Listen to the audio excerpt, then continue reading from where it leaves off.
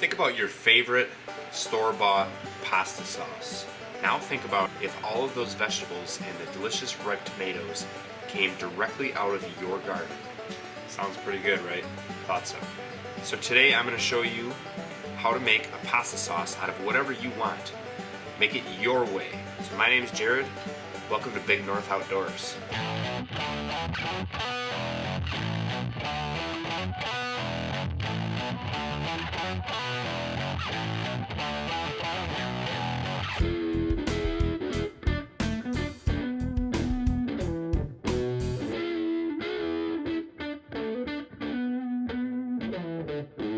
So today I'm going to show you how to make a pasta sauce out of whatever you want.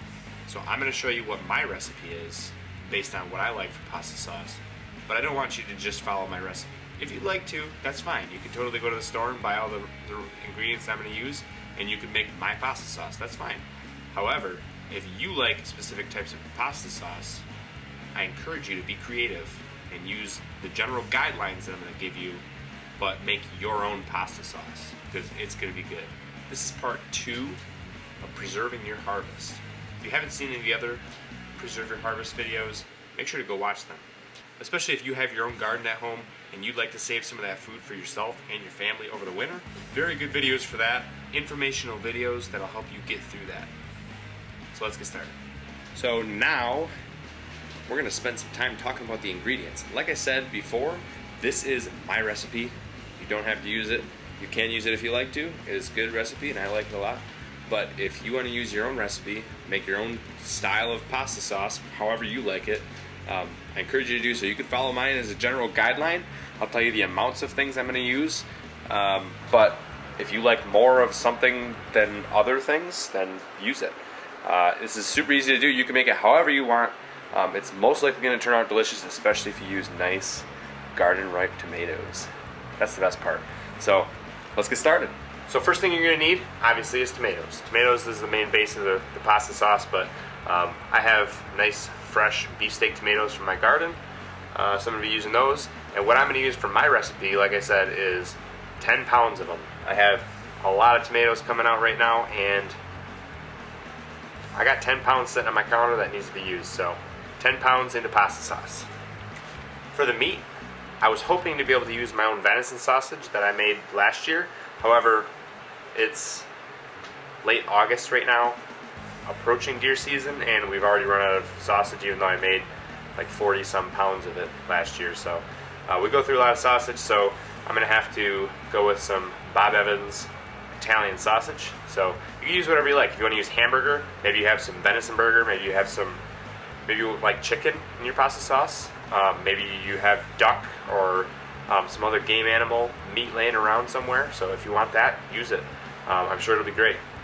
By the way, I'm going to use 1 pound for this recipe. So if you like more meaty and you want like big chunks or like a lot of meat in your pasta sauce, you can use more. If you don't like as much, or you don't like it at all, you don't need it at all. So if you don't want it in it, don't put it in it. If you do, put it in it. And you can vary the amount. I'm going to use 1 pound for my 10-pound batch here. Next ingredient, onions. Okay, so you got to think about this.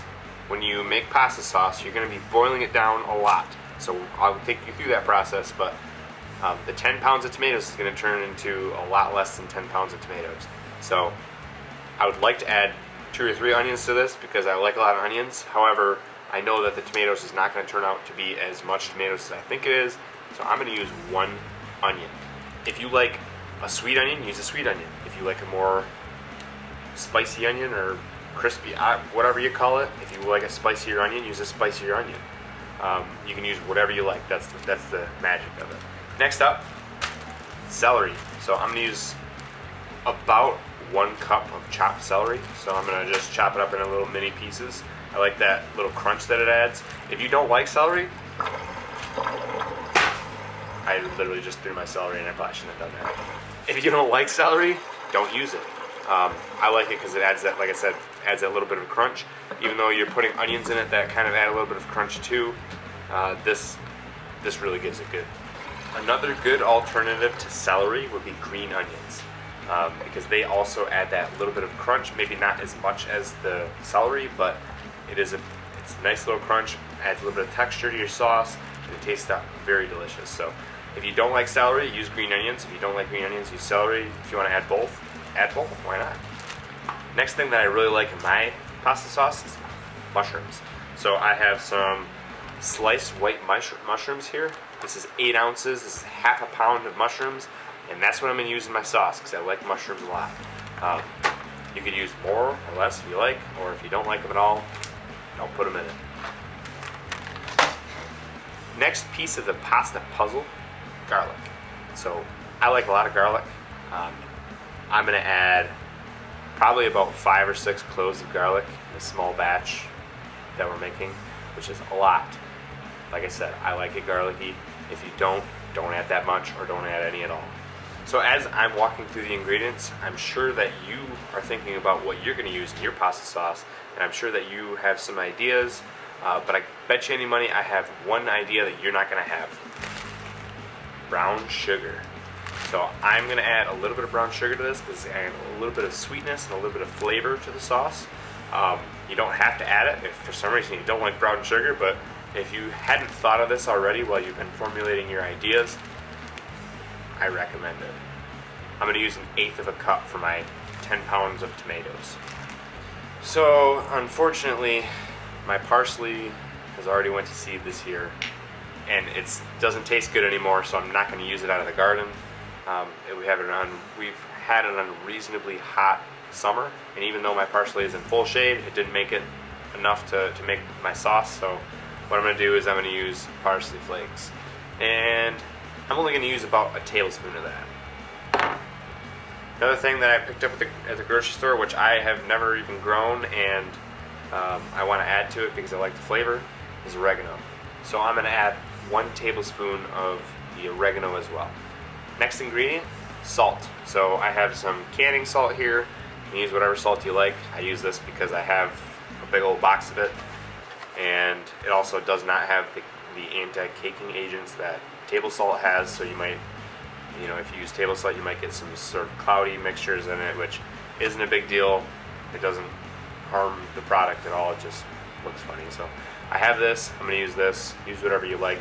I'm going to use about 2 teaspoons of this. On top of the salt, also going to add some ground black pepper. Freshly ground is what I like the most. I'm not going to measure this, to be honest. I like a lot of pepper, so I'm going to just add the pepper as I grind it in there. It's probably going to be somewhere in the range of a tablespoon, but I'm just going to grind it till it looks good, till it smells good, and then I'm going to let it go. So if you like a lot of pepper, add a lot of pepper. If you don't, you don't. The nice thing is, before you put it in the cans and you can it, you can taste it. Take a taste test. If you think it needs more salt and pepper, put more in it. Once you put the salt and pepper into your mixture, you can't take it out. So err on the side of caution and put less in than you think you'll need, taste it, and then add more as you need it. So, little tip of the day. The last thing I'm going to use in this recipe is fresh basil. So I just went and clipped this from the garden. Man, it smells delicious. This is probably the best smelling thing in the entire garden. Honestly, I can't think of very many things in the world that smell better than fresh clipped basil. It smells so good, and it's going to make this dish so good. What I'm going to do is probably cut up about a tablespoon to 2 tablespoons worth of this and put it in the thing. I have this big old shoot. I'm not going to use the whole thing. I'm just going to cut up how much I'm going to use, put the rest of it in the fridge for later. So, all right, let's get to washing all of our vegetables. All right, really quick note. When you're canning things, you want to make sure that your jars are sterilized before you use them, okay? How I do that is I put them in my dishwasher. My dishwasher has a sterilization feature where it gets hot enough to make everything sterile. If yours doesn't have that feature, it likely gets hot enough anyways. Just make sure you use a heavy load type setting or whatever you think is going to make it the hottest. If you do not have a dishwasher, you can, or if you just prefer it, you can get a big stock pot, put it on the stove, and basically boil your jars for like 10 minutes, and they'll be plenty sterile. I'm saying sterile, I mean sanitized. So let's not get that confused. My bad, sorry. Another thing, if you haven't done it already, start up a pot of water on your stove. I don't know why you've done it already. You're just listening to me. Okay. While you're washing your vegetables, get a pot of water going on your stove. Okay? You want it to be big enough where you'll be able to dunk your tomatoes into it and it cover the entire tomato. Okay?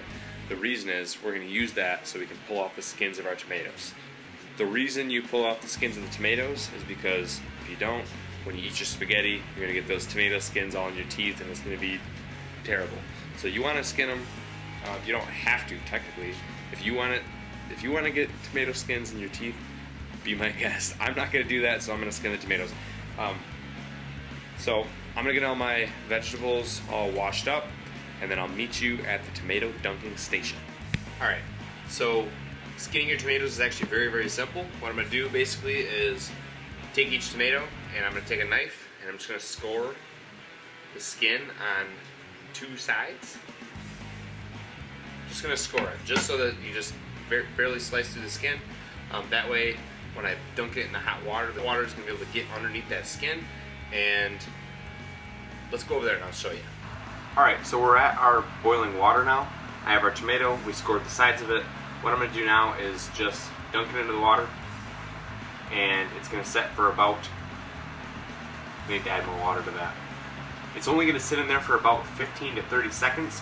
I can see that my water level is actually not high enough right now, so what I'm going to do is I'm just going to turn the tomato over so I get all sides exposed to that water. And you'll see that the skin begin to wrinkle. Just give it a few seconds on each side. Make sure it's getting all the way around. And once you see it start to wrinkle up, then you know it's ready to go.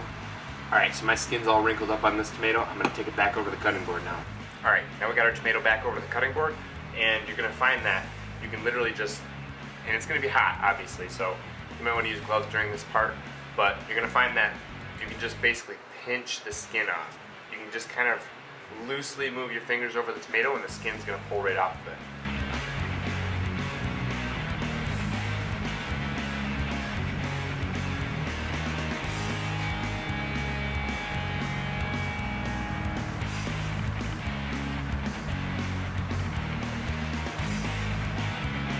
See how easy that was? Okay, so now what we want to do is we want to get the core out of the tomato as well. So not only the stem, but there's actually kind of a hard part core in the top part of the tomato underneath that stem. So I'm not going to cut all the way through the tomato like an apple core, but I'm going to cut about 3/4 of the way into the tomato, make like a circle around the stem. I'm going to pull that part out because that's hard and it doesn't make very good paste. So let's do that now.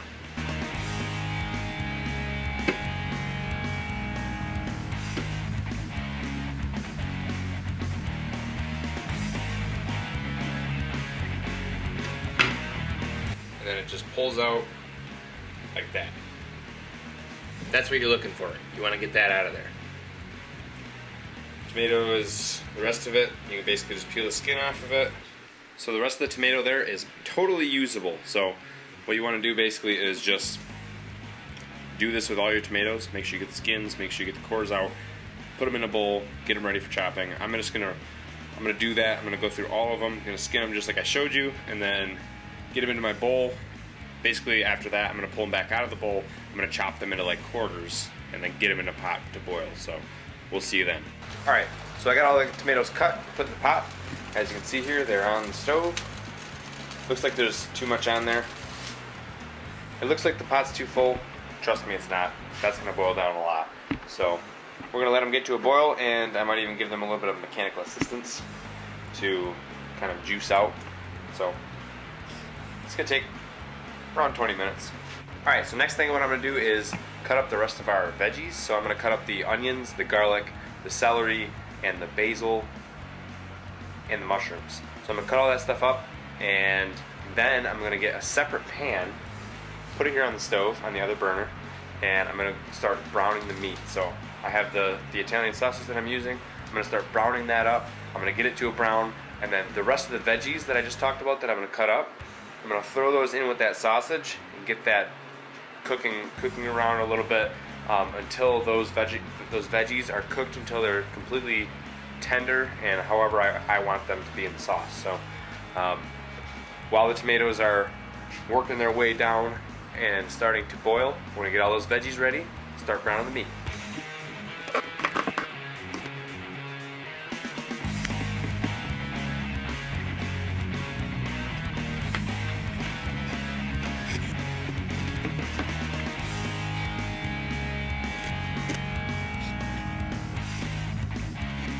Alright, so what you see here is we're actually starting to boil a little bit, but all of our tomatoes are still all whole up here, so what I'm going to do is mix it up a little bit, plus I'm going to smash it down a little bit.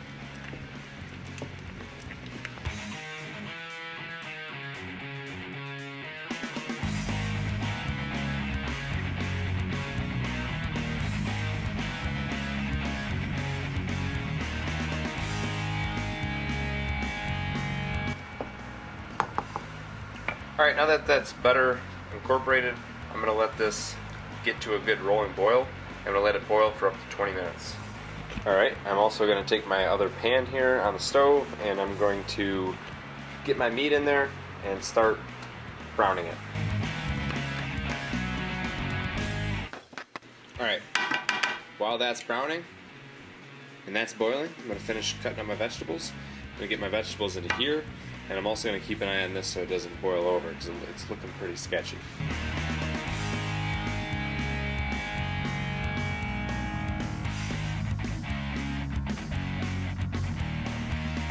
Okay, so meat's getting all browned up. What I'm going to do is I'm going to add onions, mushrooms, garlic, and celery to the meat. I'm not going to put in the herbs or anything like that because that's going to go into the sauce after. So let's add the vegetables.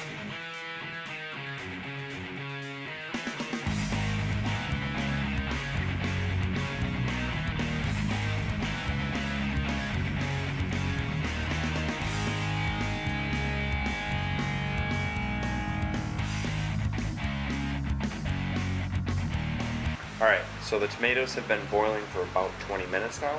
And I'm really liking the way that the meat and the veggies are turning out. So what I'm going to do next is I'm going to process the tomatoes a little bit more so that it's a smooth consistency. Obviously at this point we've only cut them into quarters, so what I want to do is get them to like a smooth consistency, and there's multiple different ways you can do this. You can do it however you would like. You could put them through a food mill, you could do it in a blender. I actually have an immersion blender that I'm going to do right in the pot, but I have a problem. I said that I had plenty of room in my pot. I was wrong. I'm going to have to upgrade my pot just a little bit so that I can blend it without the fear of everything going everywhere. Plus, after that, I'll have to add in my meat and my veggies. So I'm going to add this to a different pot, and then I'll show you my immersion blender. Alright, so we have the tomatoes put into the bigger pot. I also have my immersion blender. This thing is nice. I only use it every once in a while, but it does help a lot because I don't have to take multiple batches out, put it in a blender, and put it back in the pot. So get one of these if you want to. They're pretty helpful.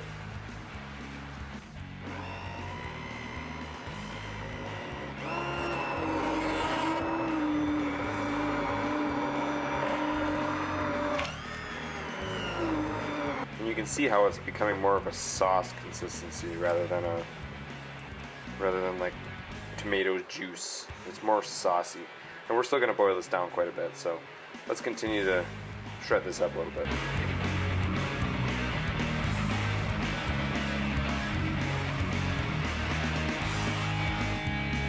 Okay, that looks about good to me. I'm not seeing any more big chunks in there anymore, so I'm going to get this back on the stove. But yeah, these are definitely worth the purchase. I'd look into them. This one is the brand Chefman. I think I got this at a discount store for like $30, so it's not super expensive, but at a higher end store it might be worth some more, but very useful. Alright, we're back on the stove. Now what I'm going to do is I'm going to put the meat and the veggies in with the sauce. I'm also going to add the salt, the pepper, the brown sugar, the oregano, the parsley, and the basil to it, and then I'm going to bring it to a boil.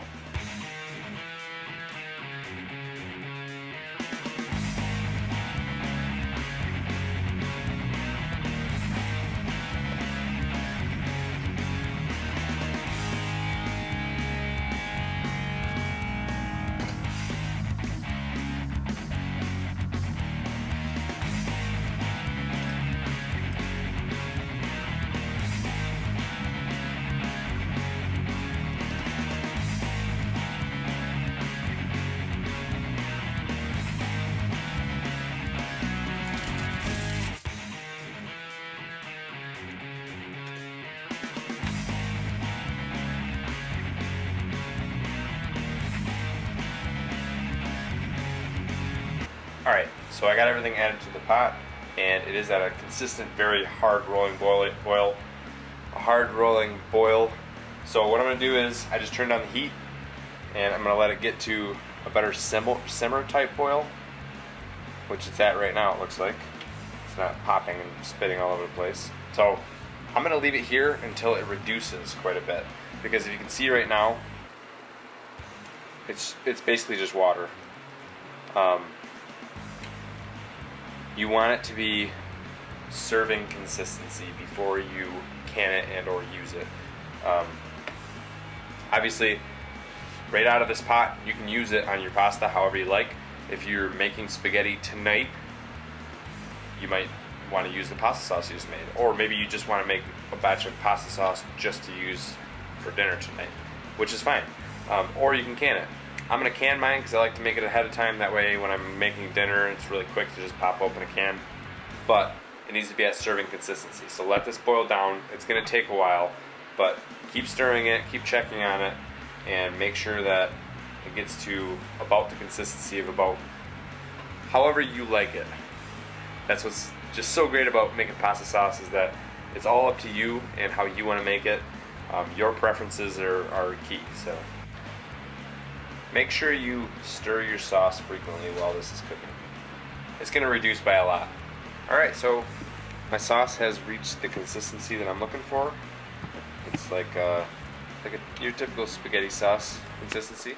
So what I'm going to do now is I'm going to can it. So you don't have to can it. You could put it in a jar and use it or you can use it fresh, or you can put it in a jar, use it tomorrow or the next, for up to a week after that.